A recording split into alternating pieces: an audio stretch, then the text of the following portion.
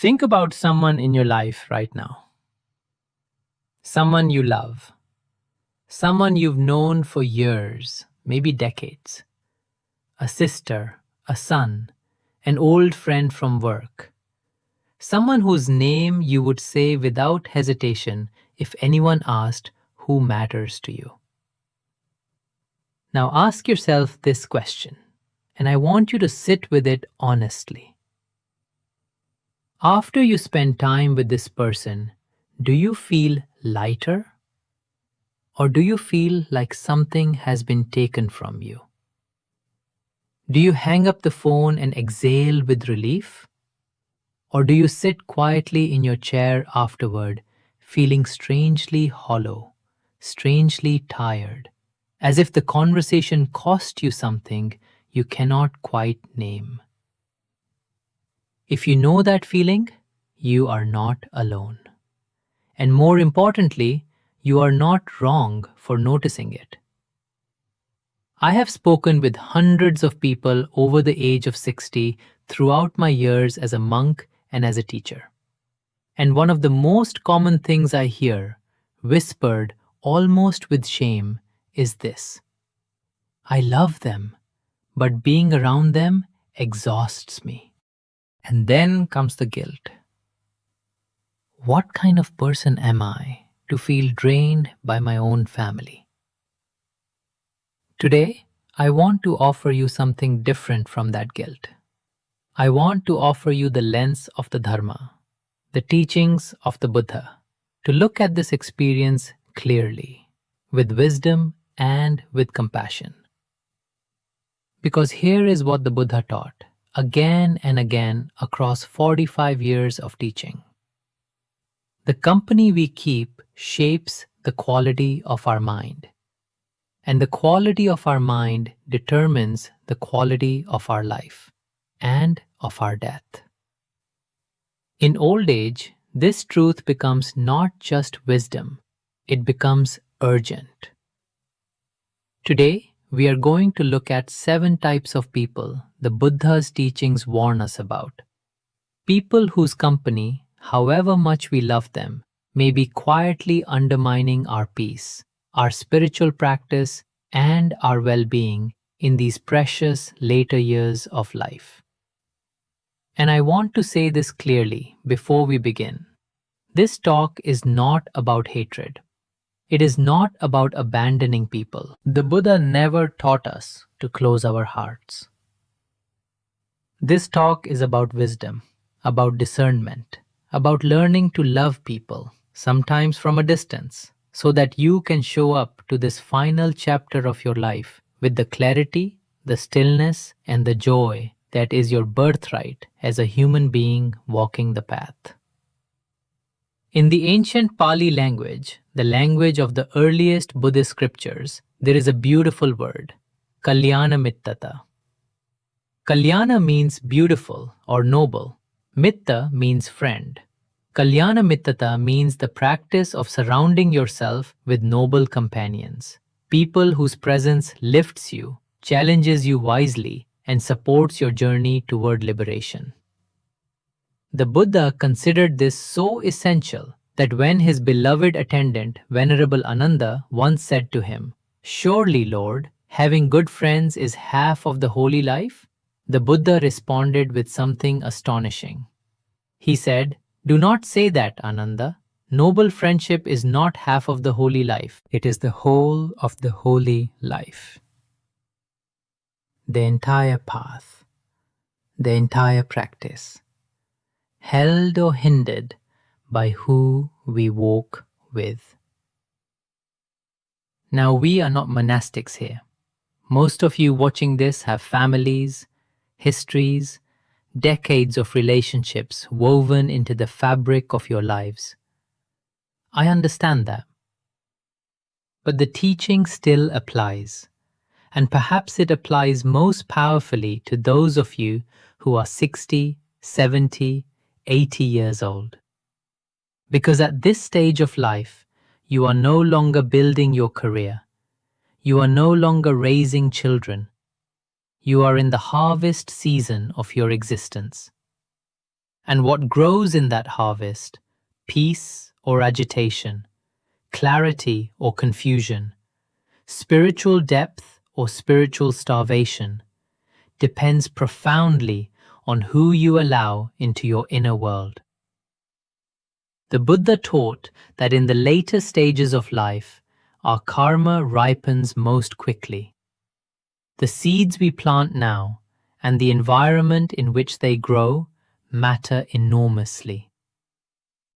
So let us look together at 7 types of people who may be making that soil less fertile. You know this person. Perhaps you've known them for 30 years. And for 30 years, give or take, every phone call has been a catalogue of grievances.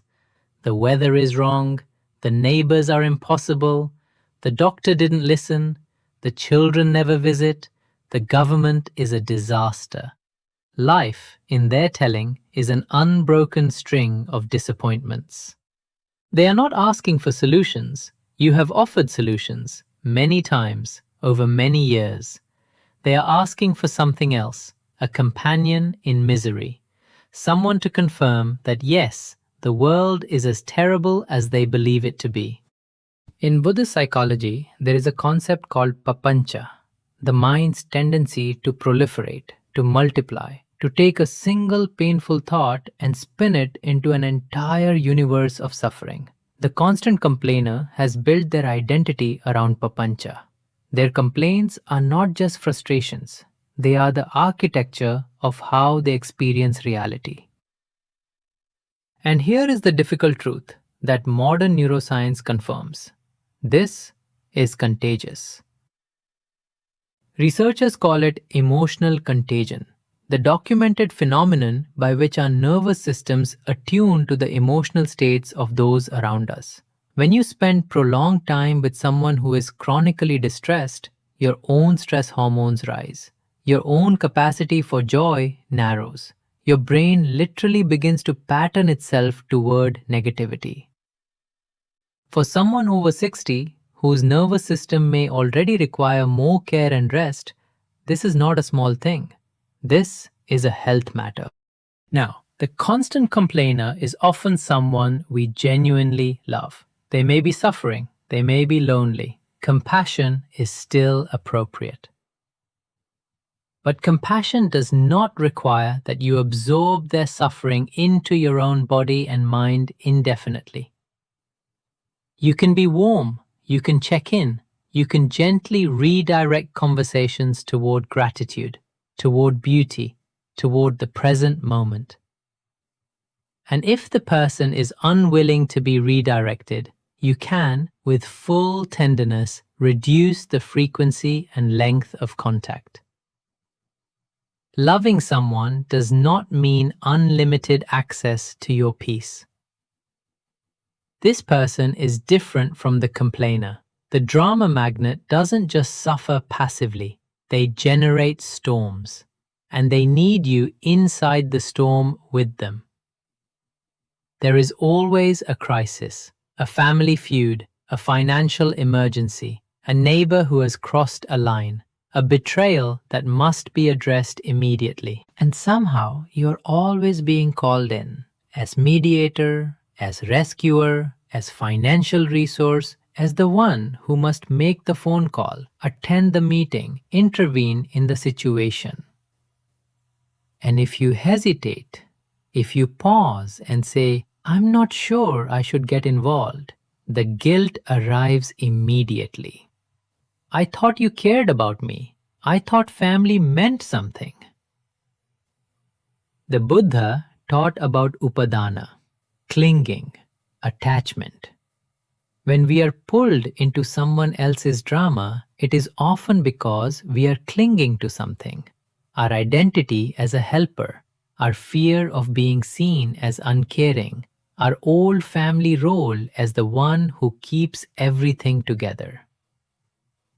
But there is an important distinction in the Dharma between karuna, true compassion, and what we might call enabling. True compassion wishes for the end of suffering and its causes. Enabling participating in the chaos, rescuing people from consequences they themselves have created, sometimes does the opposite. It allows the pattern to continue. It removes the very friction that might have prompted growth. At 60, 70, 80 years old, you have likely spent decades as a keeper, a fixer, a maintainer. You have earned the right to ask, is my involvement here actually helping, or is it simply familiar? The drama magnet will find another storm. That is their pattern, and only they can change it. You, however, can stand at the edge of the storm, warm, present, caring, and still. I love you, but I cannot join this storm. That is not cruelty, that is wisdom. This one cuts the deepest, because the guilt tripper is almost always someone we love the most. A grown child who reminds you of every sacrifice they made. A sibling who weaponizes shared history. A former spouse who returns to old wounds like a tongue to a sore tooth. They have learned, often without even realizing it, that guilt is a key that opens doors, your doors. The sentences are familiar. After everything I've done for you. Or, I guess family doesn't mean what it used to. Or simply a long silence on the phone that communicates disappointment more loudly than any words could. In Buddhist teaching, this behavior is rooted in sakkaya ditthi, the view of a solid, permanent self that has been wronged, that is owed something, that must be compensated. The guilt tripper has built a story in which you are perpetually in their debt. And in that story, your boundaries, your needs, your well-being are irrelevant because the debt always comes first. The Buddha was clear. No one owes another person their peace of mind. We are each the inheritors of our own karma, the authors of our own consciousness. The idea that love must express itself through self-abandonment is not love. It is a transaction wearing love's clothing. Here is something I want to say directly, especially to those of you who have spent your lives in families where these dynamics have been operating for generations. You are in the later chapter of your life. This is the time, if ever there was a time, to write new rules. You can love your children without being manipulated by them. You can honor your history with a sibling without being held hostage to it. You can grieve old wounds without reopening them every time someone needs leverage. Recognizing guilt tripping is not an act of coldness. It is an act of clarity. And clarity in the Dharma is always the beginning of freedom. You're too old to start that. What's the point at your age? Just be realistic. This person may genuinely believe they are being kind. They may think they are protecting you from disappointment.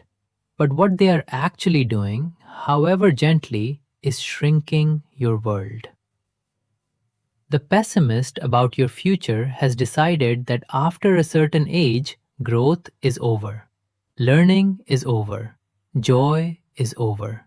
What remains is only maintenance, keeping the body running, waiting for the inevitable. I want to offer you a different image. The Buddha himself began his teaching career at the age of 35 and continued teaching, traveling, and guiding students until the age of 80.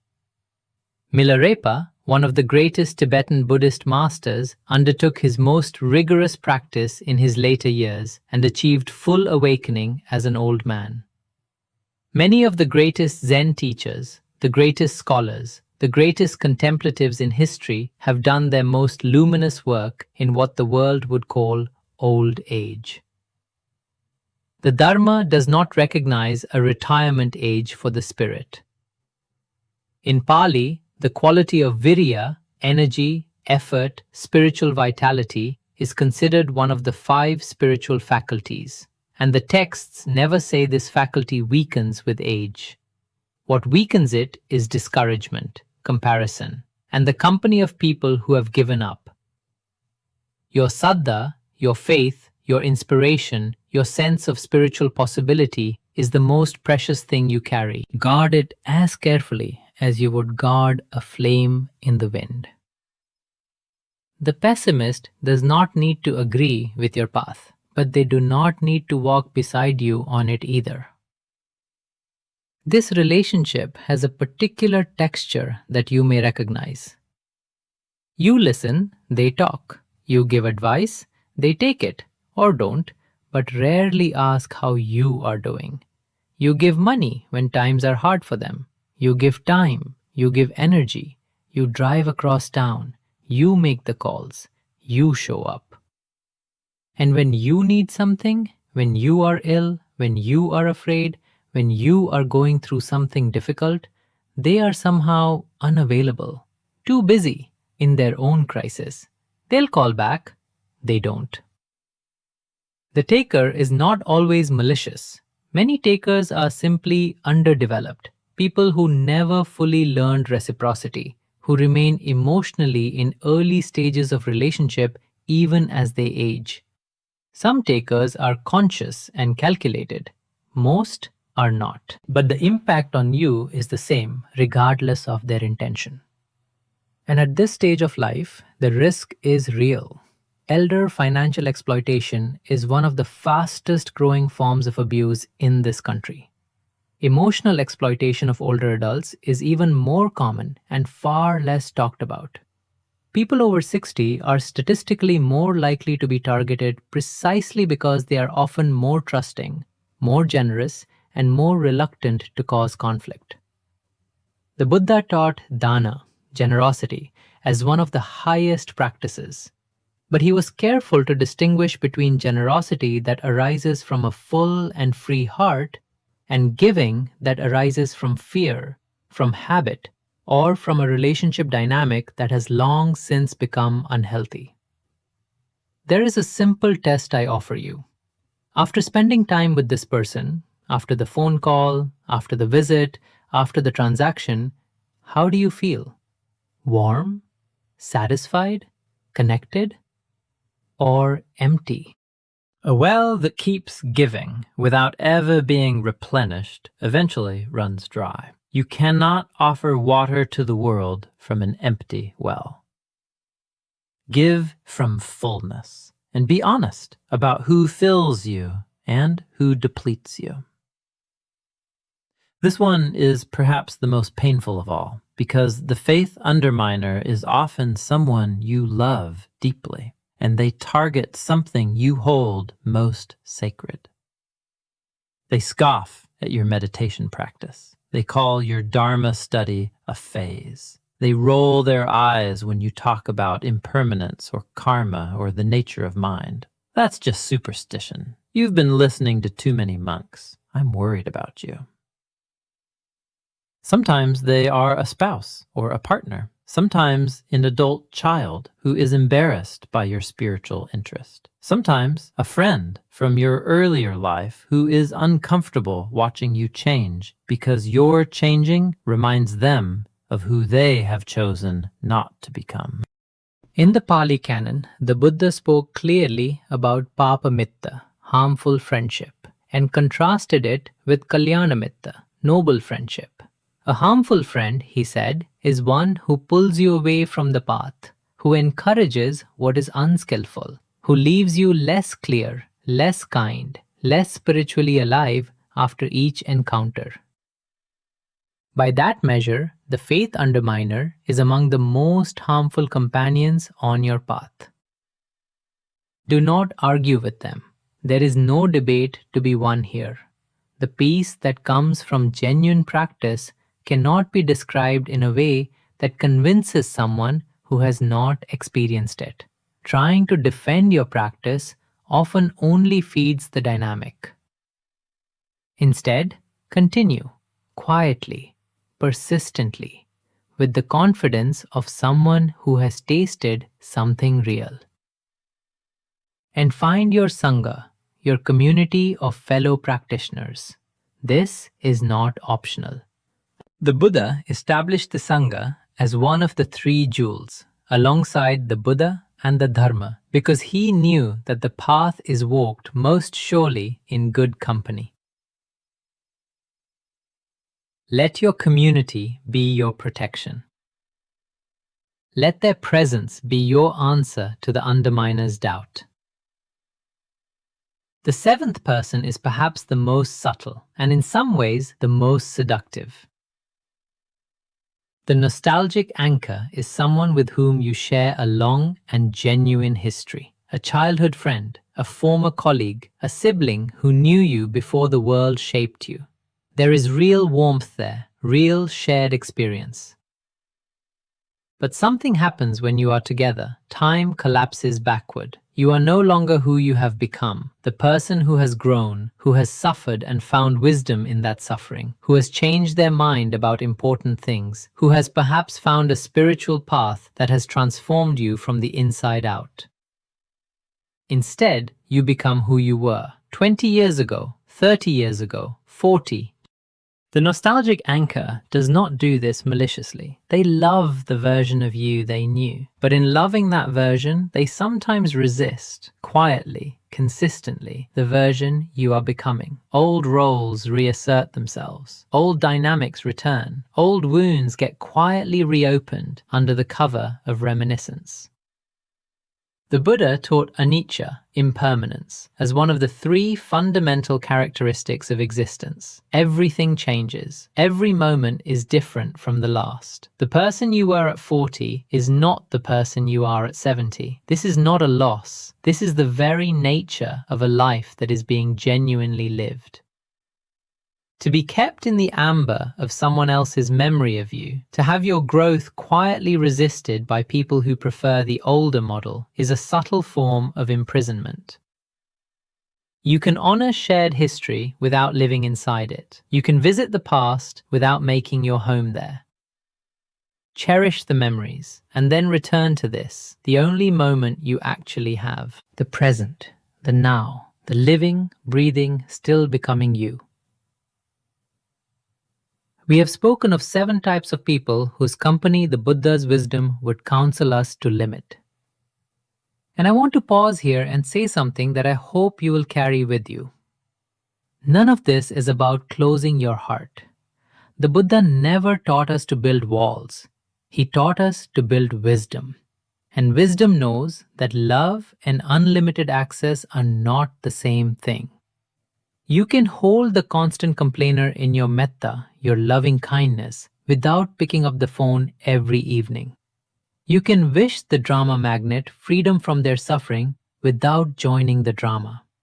You can forgive the guilt tripper, truly forgive them, and still decline to be manipulated. Loving from a distance is still loving. Limiting contact is not hatred. Setting a boundary is not rejection. Protecting your stillness is not selfishness. The Dharma offers us a beautiful practice here. Hoi Hung Kong Duk, the dedication of merit. When you must create distance from someone you love, you can sit quietly and offer them your merit. May you be well. May you find peace. May your suffering ease. I release you to your own path with love. This is not abandonment. This is the highest form of care, releasing people into the hands of their own karma, trusting that each being has within them the seed of awakening, and that sometimes the most compassionate thing we can do is stop blocking their lessons by absorbing their consequences. You are 60, 70, 80 years old. You have spent a lifetime giving, a lifetime accommodating, a lifetime putting others first. This chapter, this final sacred chapter, is the chapter of cultivating stillness. Not because the world matters less, but because stillness is how you become most useful to the world. A calm lake reflects the sky perfectly. A turbulent one reflects nothing clearly. Your peace is not a luxury. It is a service. I want to close today's talk by asking you three questions, not to answer to me, but to sit with in the quiet of your own practice. First, after which person in your life do you always feel more tired, more hollow, more far from yourself? You know who it is. The name may have come to you before I even finished the sentence.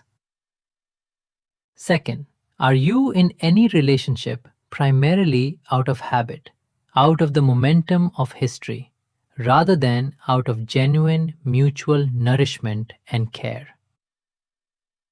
Third, are you, in this chapter of your life, protecting the space in which your spirit can breathe?